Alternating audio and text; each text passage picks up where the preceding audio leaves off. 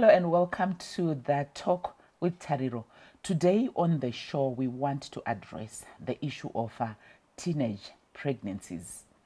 If we are looking at trends that are happening, not just in our country, but sub-Saharan Africa, due to the COVID-19 outbreak, the lockdowns, the idleness that happened, we have seen an increase in terms of teen pregnancies and number of adolescent girls failing to continue with school because they are pregnant.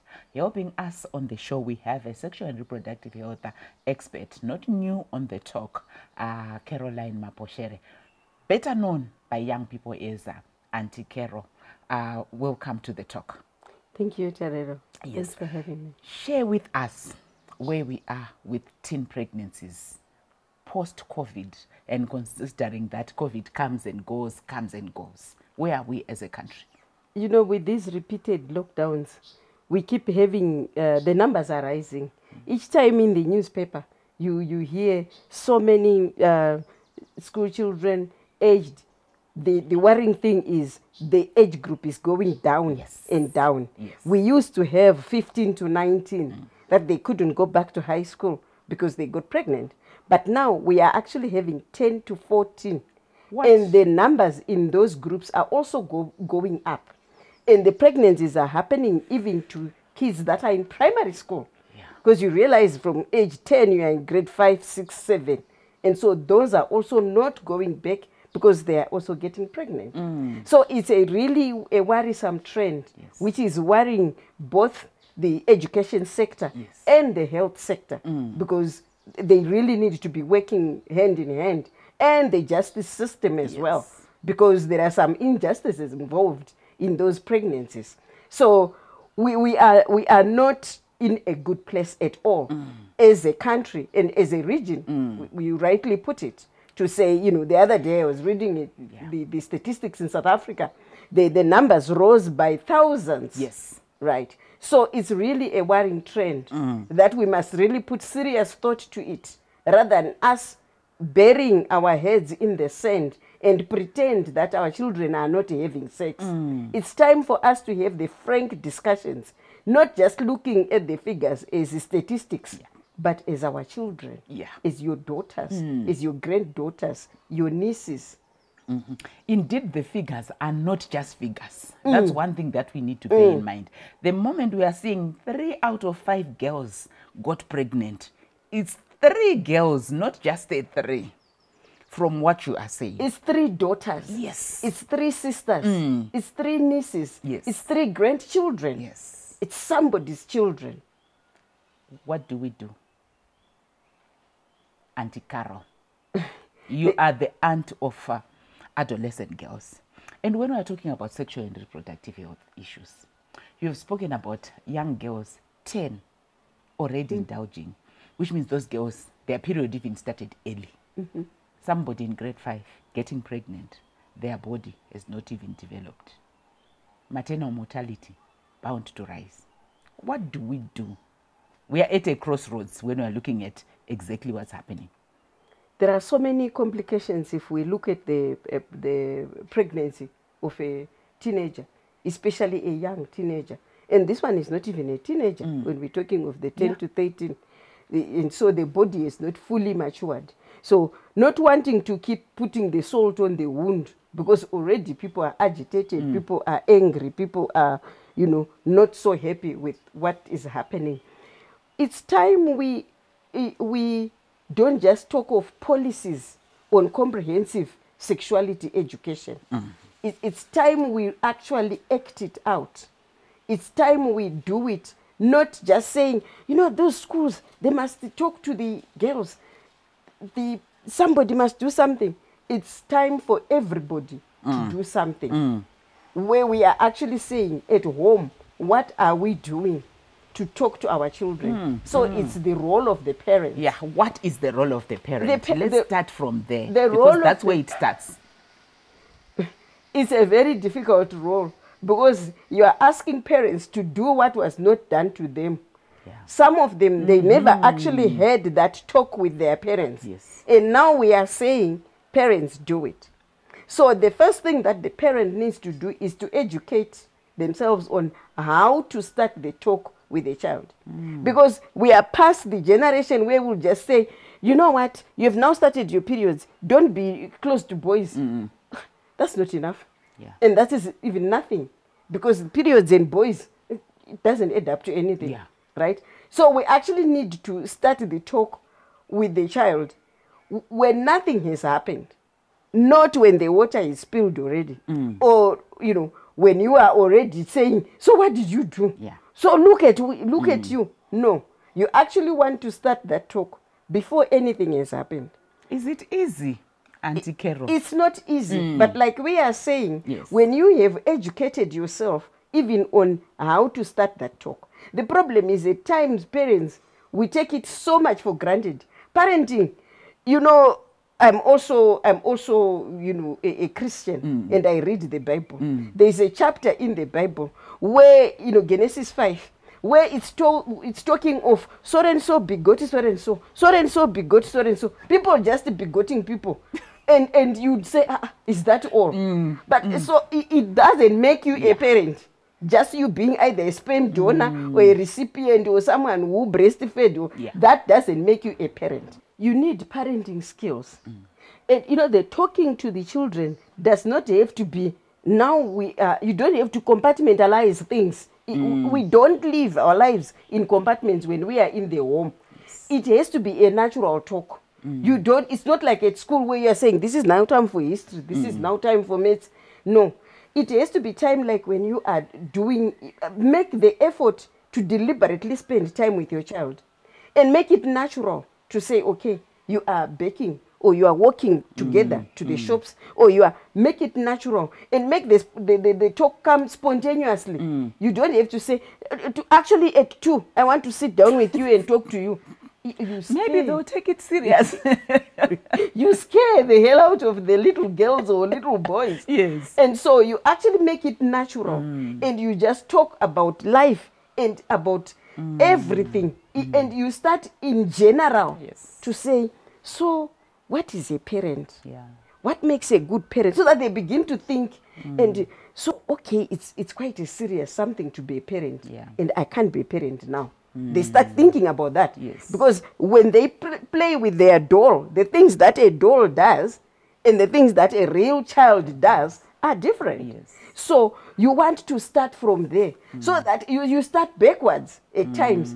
Actually, there's no formula as to say, where do you start? Okay. But we will continue with that, because I'm sure that's critical, and parents need those skills because we actually don't have those skills. We'll continue with that discussion after the break. If you are a parent and are struggling in terms of how to break the ice, we are going to be getting those tips. Join us after the break.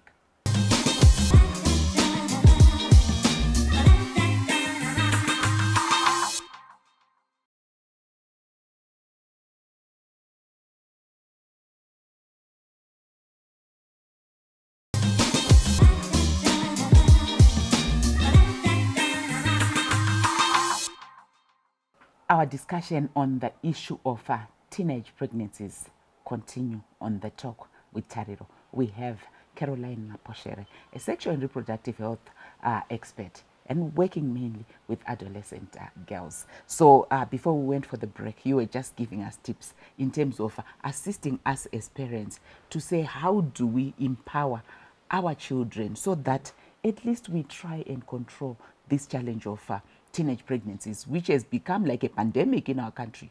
It is a pandemic. And again, there's no one bullet that will take care of the problem. There are multiple things which complement each other. And so we're just starting on right now the role of parents. Yes. We have to look at our parenting skills.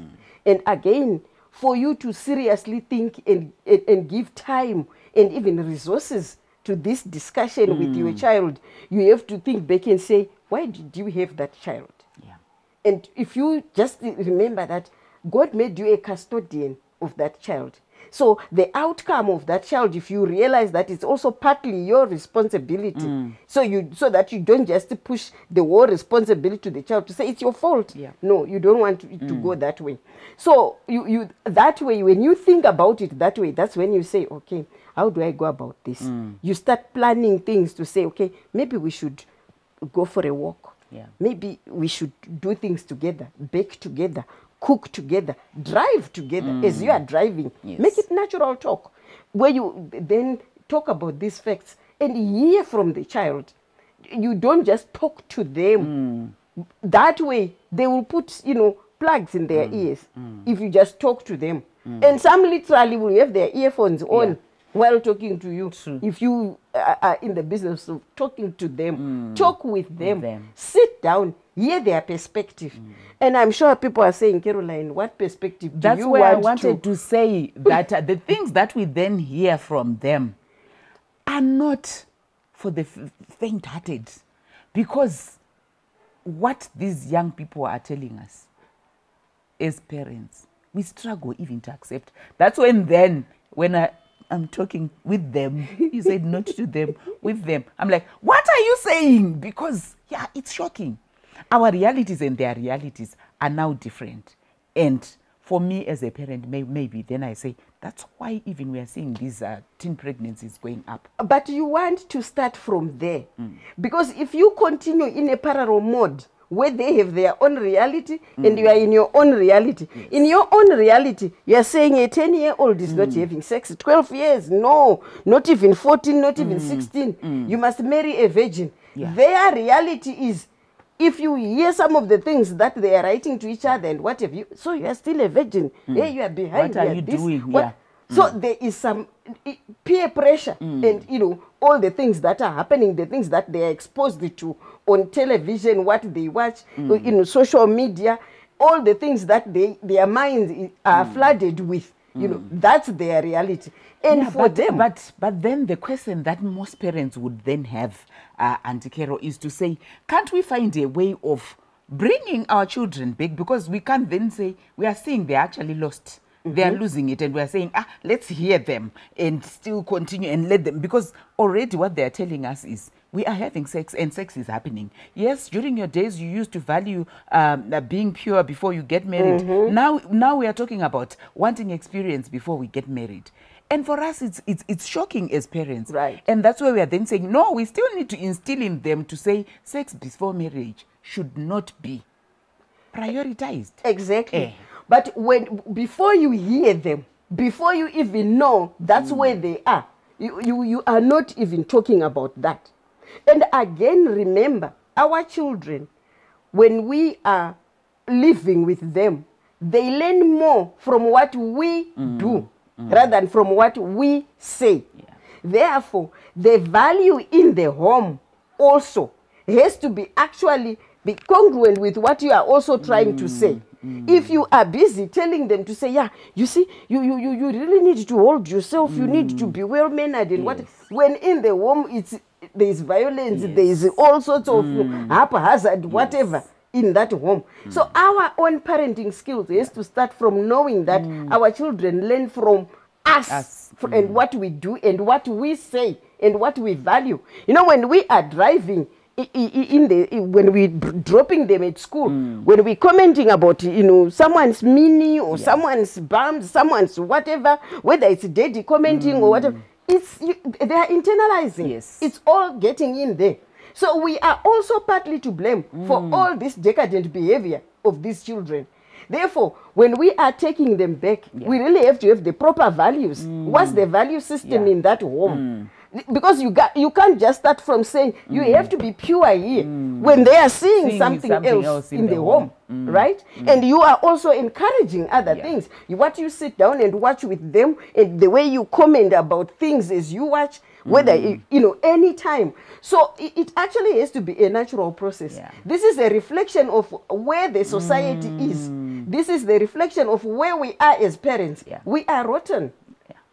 That's why we are having these rotten fruits, because this is the outcome of our talk in the home, of our newspapers, of our media, of our everything.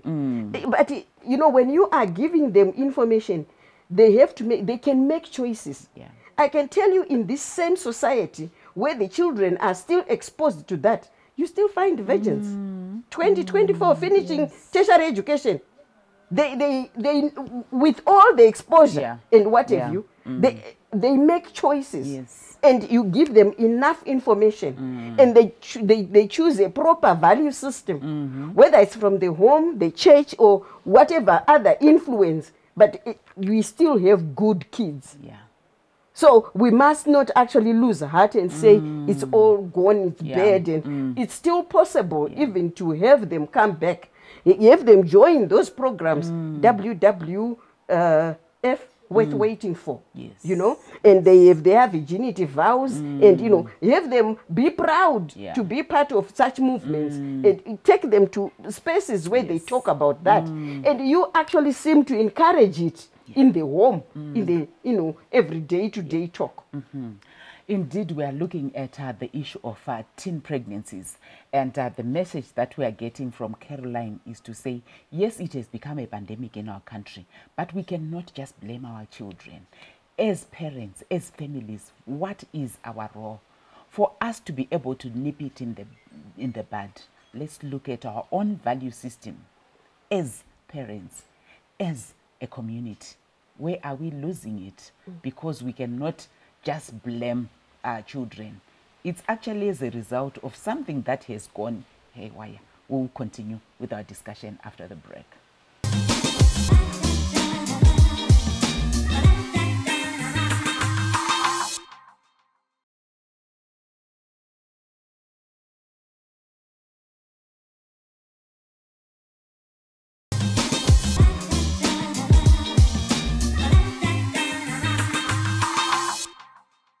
Welcome back. Our discussion on teen pregnancies continues on the talk with Tariro. We have a sexual and reproductive health expert, Caroline Maposhere. So Caroline, when we're looking at the role of the family, we have seen it's very critical. And I'm sure for many parents who are watching us, they are going to be self-introspecting and also just making sure that they play a critical role in their children's lives, even in terms of shaping their behaviors, shaping even how they are going to act as individuals. But looking at them as children, who are actually being impregnated, what is our strategy there besides just the home? I'm looking at the pregnancy aspect there. We need to look at it as well.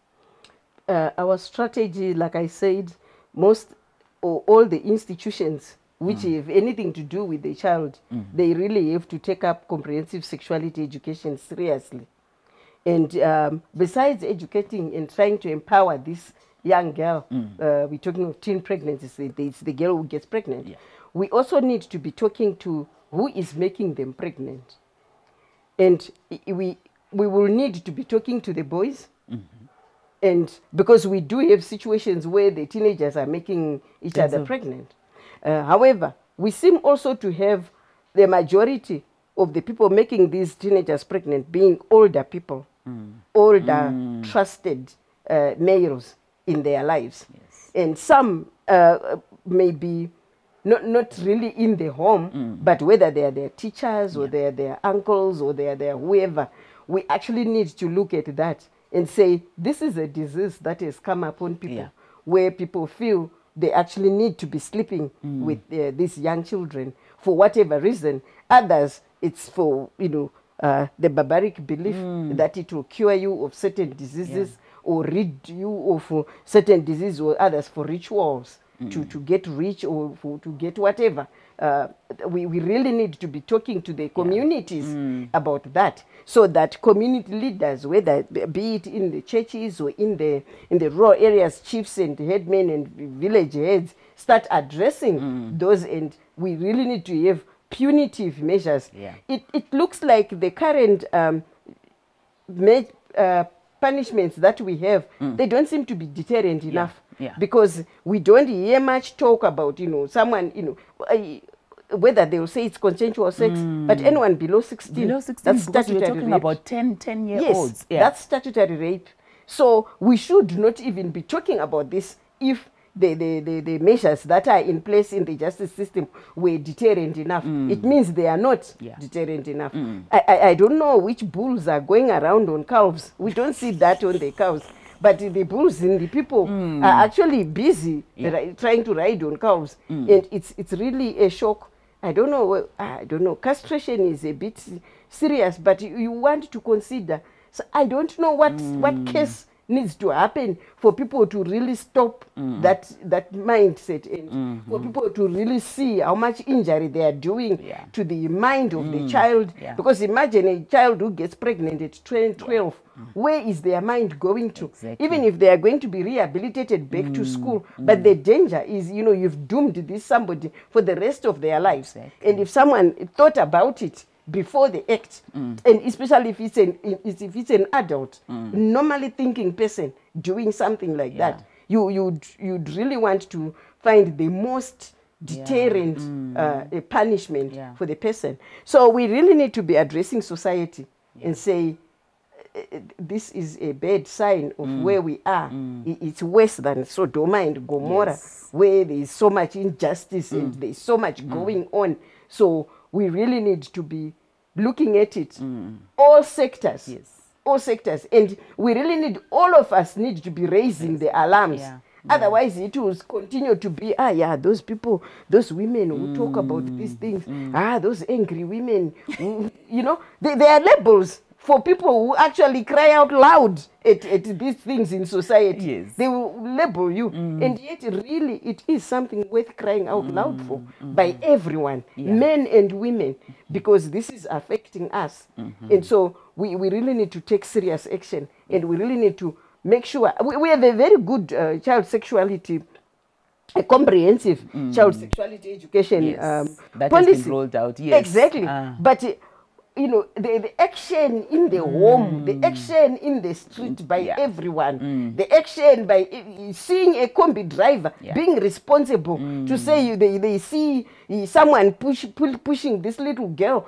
We still need to go back to this girl and talk to the girl child and even the boy child. We give them enough information that they must engage in sex only and when they are ready to deal with the consequences. The consequences are both psychological, because after that sex, if someone then goes around telling everybody that I slept with that girl, it's very traumatizing. And even the physical consequences, where you could have infections, where you could then also have the pregnancy. And some of the infections are lifelong if you get HIV, right? And then there are also, we have the psychological, the physical, where you get the infections. And there could have been some violence, because a lot of the young people, their first sexual encounter is forced, right? So we must give them enough information to say, yes, at times it's very exciting to talk about you being experienced, you having done this and you having done that style and what have you, but there are consequences to all this. So all those choices that people make, let's give them enough information so that they make informed choices. They'll go that route when they know that they are ready. How about where the young people are actually saying, we know better? You are actually telling us that because you don't know, you are still backward. Just in 1 minute, we are running out of time. Well, having good moral values is not being backward. Thank you. They need to know that. And they also need to know that today there are other young people who also have good moral values, and they're not backward. They're as advanced as could be. They know so much. They know so many styles. But I could know about just reading them. I don't have to try them all. Your final message to young people? My final message to young people is engage in sex when you are in charge of the whole thing, when you are ready to deal with the consequences, when you can handle whatever comes out of that sexual encounter, boy or girl. Be ready for it. Be ready for any action that you take. Indeed, the issue of teenage pregnancies has become almost a pandemic in our country. Worryingly, the adolescent girl is dropping out of school. Their future is affected. What is going to become of them? If you're an adult and you are indulging in sex with a minor, that is a criminal offense. You also need to be asking yourself, what exactly are you doing?